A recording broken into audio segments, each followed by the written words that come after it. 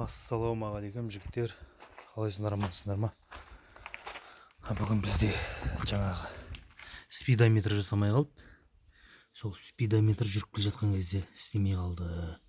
Енді соны анау жақта тұрған ішті көрдім, іштектерін бәрі нормально. Щитокты ашып. Енді коробка дегі датчик скорости деген бар, анау уста тұрады. Соны ашып көрем қазір. Ол үшін мынаны снимать етіп аламыз воздуханның кофрасымен, чтобы ана жаққа қол жететіндей ашықтау болатындай.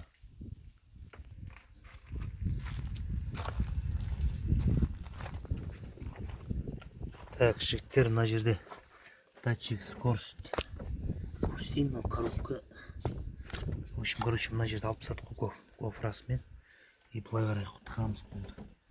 Мына жерде датчик скорость. Bir жағы шуруппен екен, екінші жағы 10 гайкімен, болтпен. Осыны шешеміз қазір.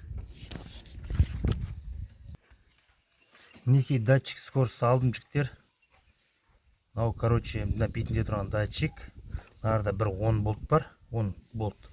Осы 10 болтпен ашылады ғой, короче. Осыны алғаннан кейін, мына жанынан көтеріп, әйтеуір бір немен болсын, темір қаттылау нәрсемен әйтеуір басып көтеріп, сөйтіп аласың. Алыну кішкене не болады, оңай емес енді, короче. Енді сөйтсем, короче, менде мына жерде бір провод қиылып кетіпті.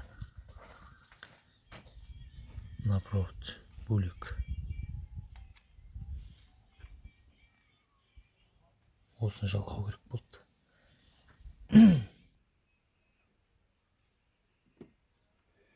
Так, жігіттер, мынау датчик, оказывается, істеп тұр. Мына фишкасын алып келуге кеттім. Сол фишкасын қайттан ауыстырып, сонымен барып саламын. Так, датчик в рабочем состоянии. Все, рахмет.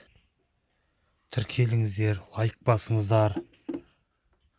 Тіркелсеңіздер де, лайк басыңыздар да, рахмет.